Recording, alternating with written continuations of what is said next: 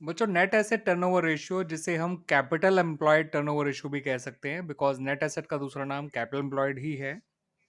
इसका जो फॉर्मूला होता है वो है revenue from operation divided by capital employed. Revenue from operation यानी नेट सेल्स, नेट सेल को कैपिटल एम्प्लॉयड से डिवाइड करिए, आपको नेट एसेट टर्नओवर रेशियो निकल आएगा।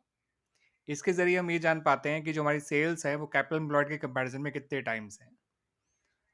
बाकी रेवेन्यू फ्रॉम ऑपरेशन बच्चों कैश रेवेन्यू फ्रॉम ऑपरेशन और क्रेडिट रेवेन्यू फ्रॉम ऑपरेशन जोड़कर आता है, या फिर cost of revenue from operation में ग्रॉस प्रॉफिट प्लस करके या ग्रॉस लॉस माइनस करके आता है। कैपिटल एम्प्लॉयड कैसे आता है ये देख लीजिए, shareholder fund plus non current liabilities, ये इसका पहला फॉर्मूला है। दूसरा फॉर्मूला है total asset minus current liabilities. तीसरा फॉर्मूला है non current asset plus current asset minus current liabilities.